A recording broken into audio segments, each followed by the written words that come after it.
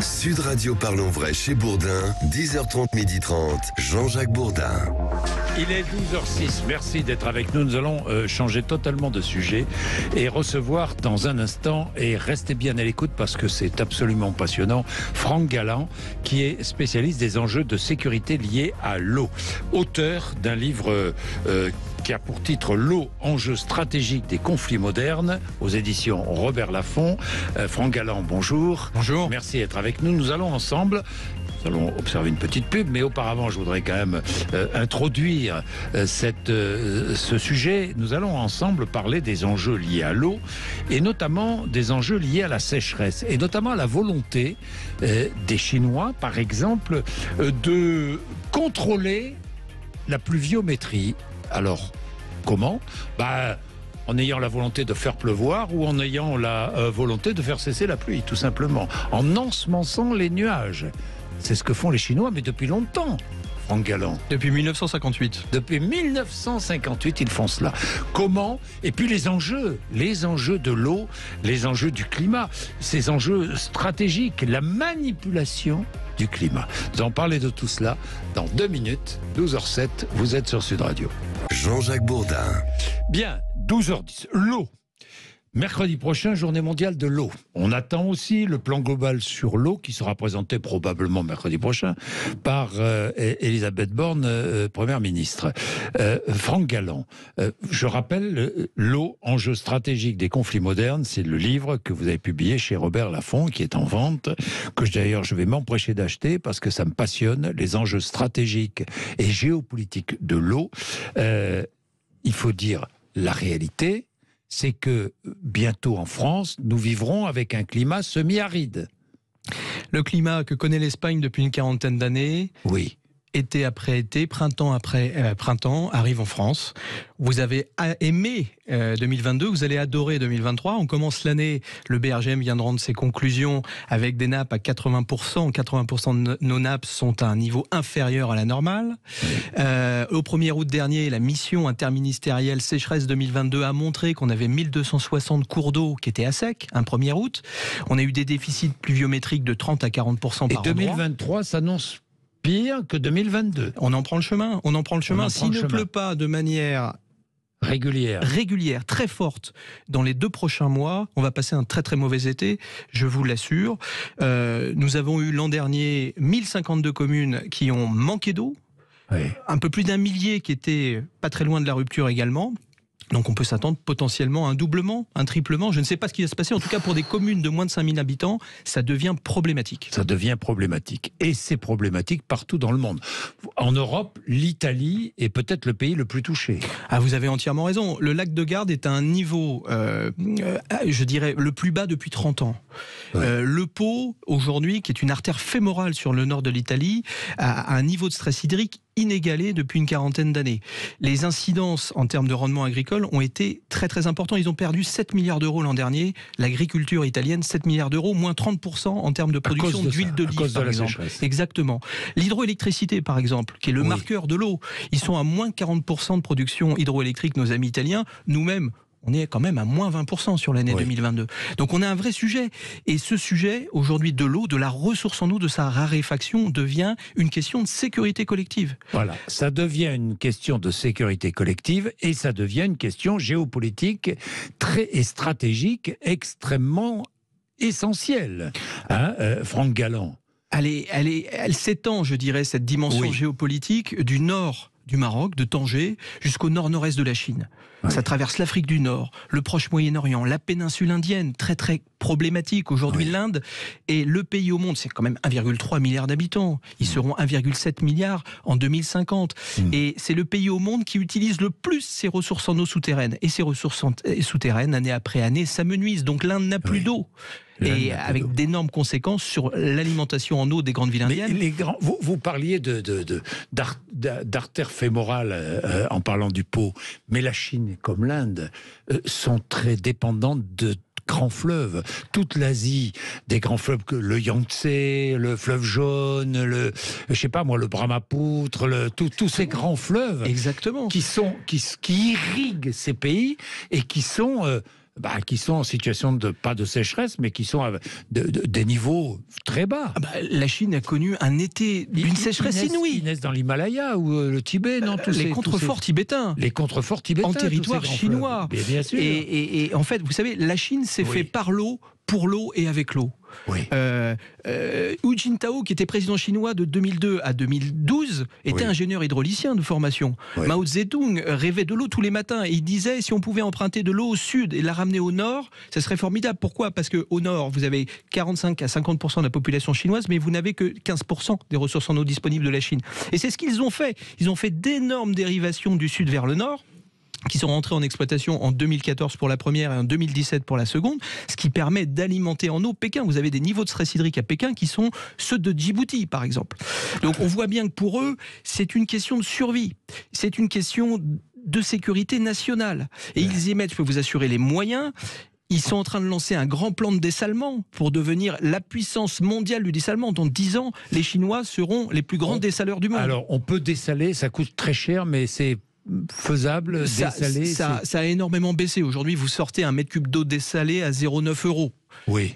En termes d'empreinte énergétique, vous êtes à 2 kWh par mètre cube. Il faut savoir que vos consommateurs en France, quand ils reçoivent cette eau au robinet, l'empreinte énergétique de l'eau, ça a été 0,5 kWh par mètre cube. Donc entre 0,5 et 2 kWh par mètre cube, vous voyez, on multiplie par 4. Oui. Donc, à l'évidence, le dessalement est aujourd'hui une solution pour Barcelone. 20% des besoins en eau d'une ville comme Barcelone dépendent d'une station de dessalement qui fait 200 000 mètres cubes jour. Vous allez en vacances à Malte, 100% de l'eau que vous consommez à Malte vient du dessalement. En France, on parle peu du dessalement. Mais nous sommes très en retard sur le sujet. Et cette situation semi-aride que connaît l'Espagne depuis 40 ans a été en partie résolue par le dessalement. Aujourd'hui, nos îles bretonnes, été après été, manquent d'eau. Et c'est grâce à des stations mobiles de dessalement qu'on a secouru Groix l'été dernier. Donc, à l'évidence. Mais pourquoi est-ce qu'on ne développe pas d'ailleurs le dessalement? Parce qu'on n'a pas pris ça, c'est ce que j'appelle l'aménagement du territoire, qui vous avez entièrement oublié raison. depuis des années et des années. Si la Provence a de l'eau, c'est grâce à la Société du Canal de Provence depuis 1956. C'est que nos grands-parents ont planifié, ont aménagé le territoire avec de l'infrastructure. Bien sûr. Donc la sobriété, bien sûr, c'est nécessaire. Le gouvernement va annoncer un plan de sobriété hydrique après un plan de sobriété énergétique.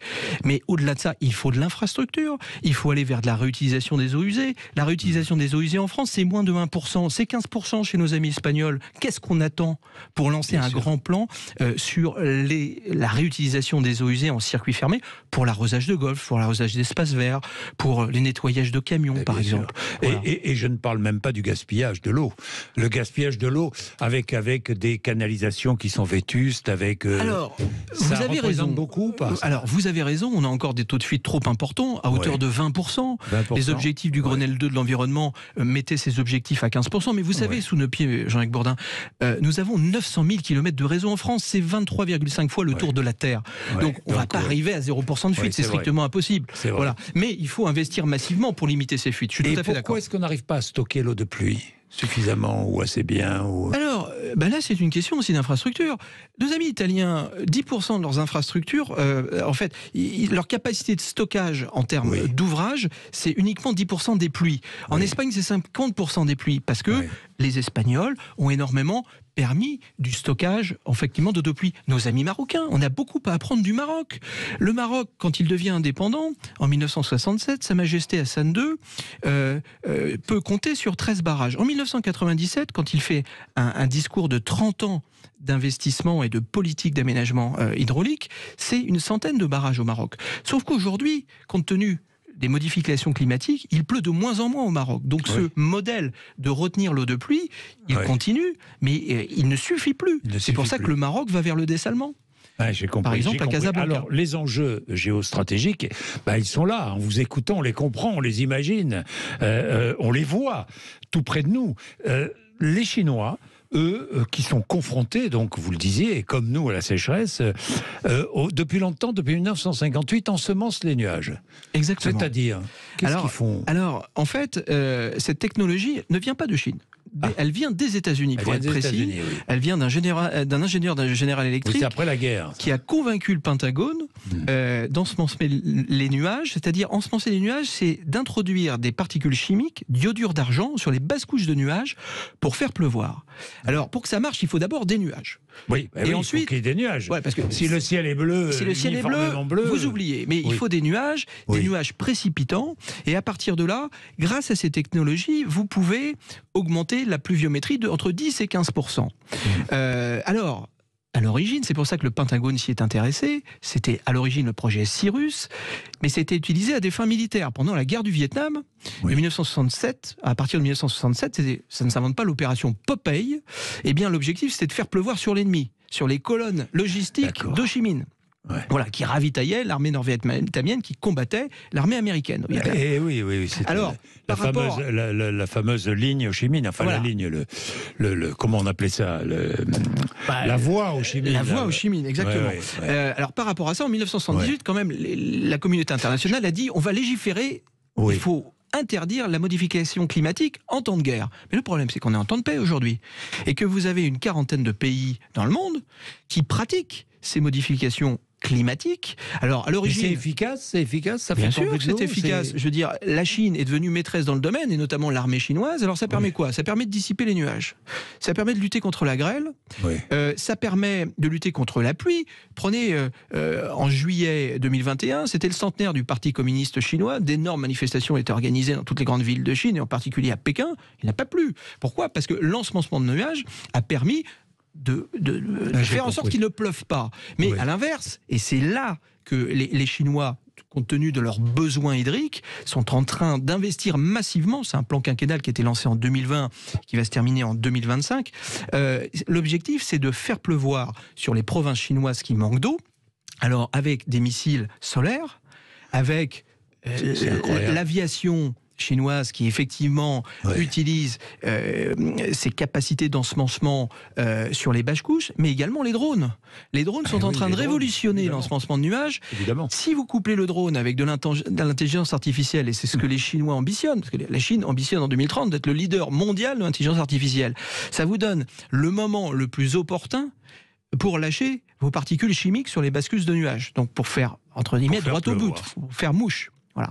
Et ça inquiète énormément les pays de l'aval, comme l'Inde. Dites-moi, mais c'est une manipulation du climat. C'est une manipulation du climat. Vous savez, Edgar P. Jacobs, le père fondateur de Black et Mortimer, avait sorti dans les années 60 SOS Météore avec un scénario où le colonel Ulrich et le professeur Milok faisaient pleuvoir sur l'adversaire. On y est.